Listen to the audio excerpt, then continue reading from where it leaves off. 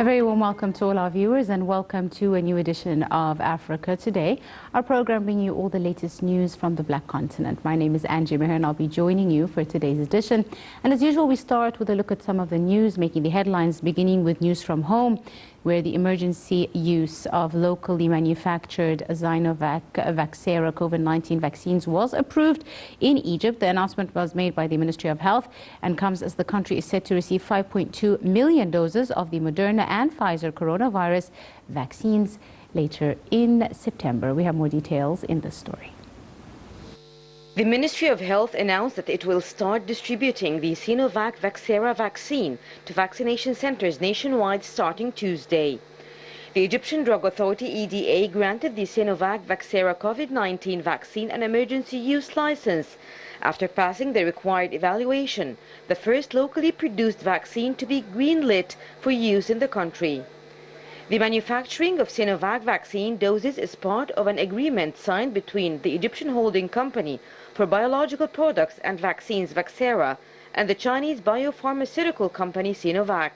An EDA statement said this approval aims to provide a safe and effective vaccine to face all coronavirus pandemic. In a press conference on Monday, Zaid said Vaxzera has already produced 15 million doses of the Sinovac vaccine and will continue to produce between 15 and 18.5 million doses per month with the aim of covering local and African needs. She added that the state has increased the number of vaccination centers in Egypt to 657 in the past week, with 145 centers dedicated to putting travelers on the fast track to immunization and the remaining 512 assigned to non-travelers. To date, the vaccination campaign in Egypt has included the use of the imported version of the Sinovac vaccine, along with the Sputnik V, AstraZeneca, Johnson & Johnson, Sinovac and Sinopharm vaccines. According to Zaid, 7.5 million Egyptians have been vaccinated, out of the 10 million that have registered for the jabs on the Ministry of Health's website. And continuing with our news, Cairo has voiced trust in the ability of Sudan and its people to overcome the flooding crisis in the country. Thousands of homes have been damaged in Sudan from torrential rains, causing heavy flooding, with many streets in the capital Khartoum deep underwater. We have the details. Cairo extended condolences to the Sudanese government and people over the victims of floods, which claimed the lives of a number of citizens and damaged houses in some Sudanese states. In a statement Monday, the Foreign Ministry expressed sympathies to the families of the victims, stressing solidarity with Sudan in such hard circumstances. It voiced trust in the ability of Sudan and its people to overcome this crisis. Thousands of homes have been damaged in Sudan after torrential rains caused heavy flooding, with many streets in the capital Khartoum deep in water. Heavy rains usually fall in Sudan from June to October, and the country faces severe flooding every year, wrecking properties, infrastructure, and crops. Last year, heavy rains forced Sudan to declare a 3-month state of emergency after flooding affected at least 650,000 people, with other 110,000 homes damaged or destroyed. In 2020, the Blue Nile, which joins the White Nile in the Sudanese capital Khartoum, floodwaters swelled the river to its highest level since records began over a century ago.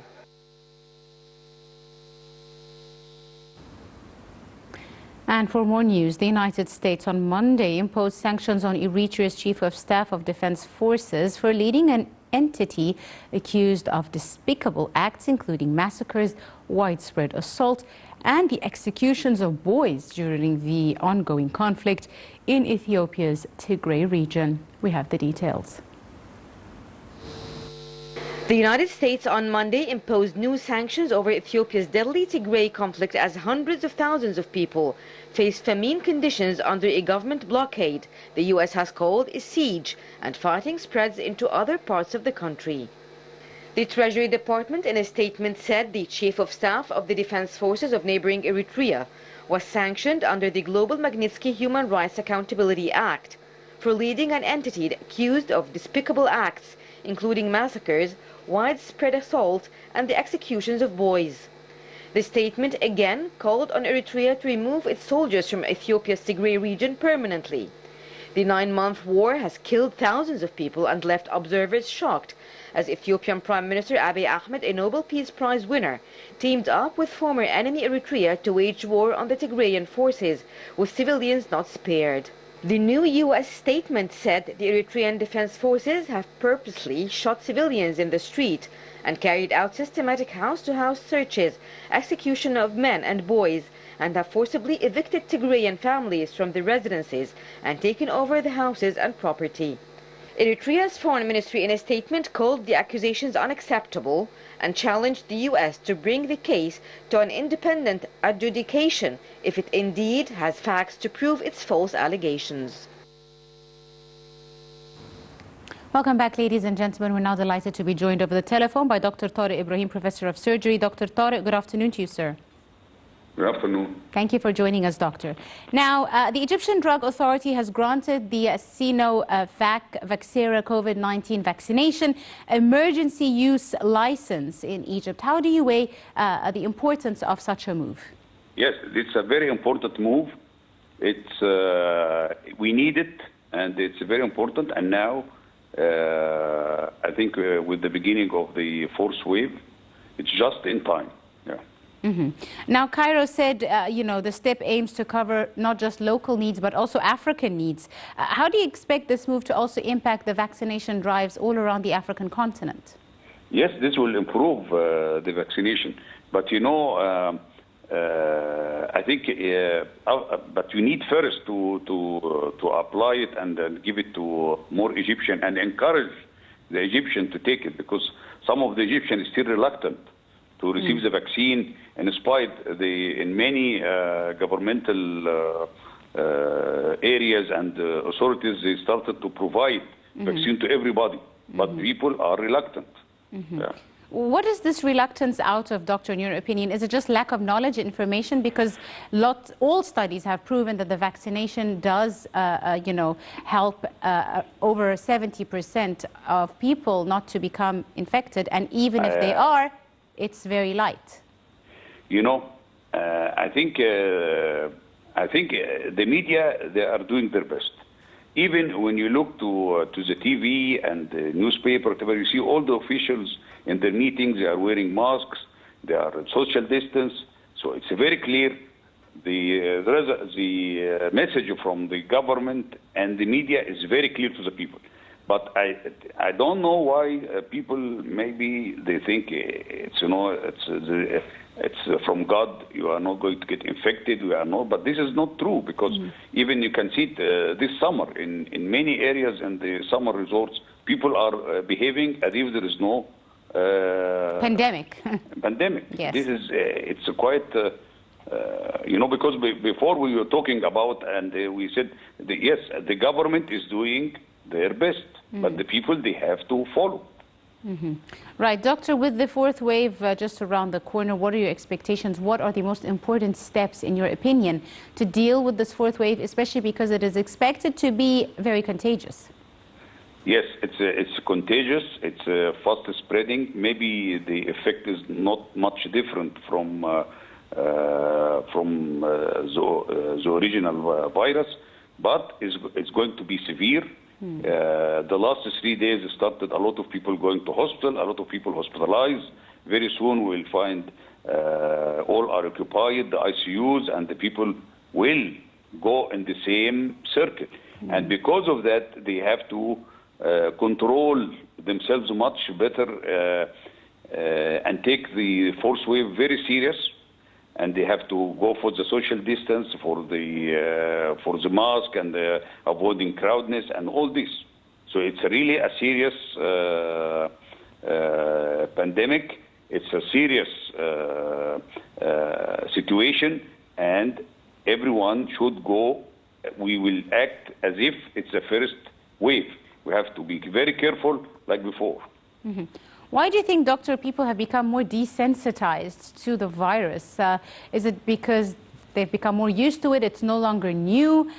Because, as you said, lots of behavior indicates that people are not really following the precautionary measures as they should.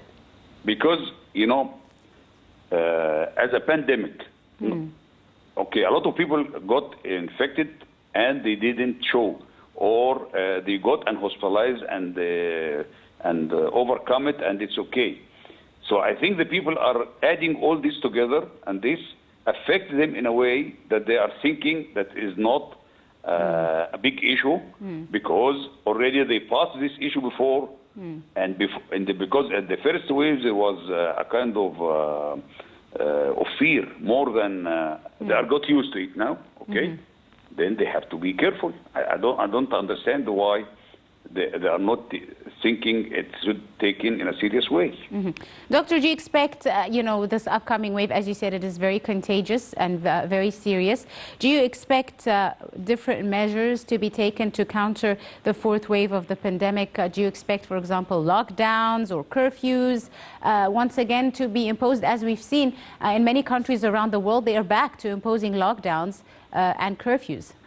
You know, the locking down, and so I think these measures can be taken by the government when they have all the data, they know where is the centers and how many the population and got infected by the fourth wave. So I think this is a decision of the Ministry of Health to see how it's going on. But maybe here people, like in Europe and the United States, they started to make measures early because people are, aware or much aware, and they really looking for to overcome this wave. But here, as you know, the summer passed. It was very quiet. We didn't have. Maybe they start their winter season or the cold weather before us, so it started to appear then we have to be cautious. We always look to others what they are doing. Yes, indeed, especially with schools expected to start just around the corner. It started. The last 3 days, as I said, the numbers are increasing. We should be very careful about that. Let's talk a bit about the COVAX initiative. How successful do you see it in providing different kinds of vaccinations to Egypt as well as the African continent? It's very important to have different kinds of vaccine, because we are following because like AstraZeneca, once they said it has a side effect of coagulation and so on. So the people are afraid from, and they went to the Chinese one. And then became the story with Johnson, that it affects the nervous system and make this Guillain-Barré, whatever. So I think it's very important. You have different kinds, but everyone, he should go and get vaccinated. Right. And some people in the beginning, they were asking for the Chinese. And now when the AstraZeneca is very little amount, or it's not enough, they started to ask about it. Yes. And because it's much, it gives you a guarantee much better immunity.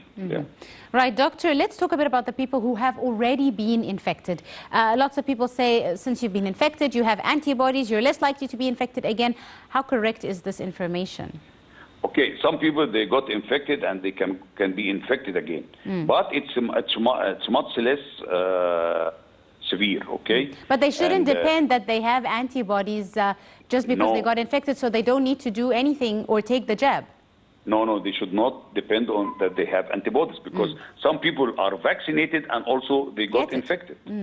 So to be vaccinated or to be infected, that does not make you careless. No, you have to be careful about yourself and the others. Indeed. Finally, doctor, how safe are the vaccinations with those people who have, immunity deficiencies, for example?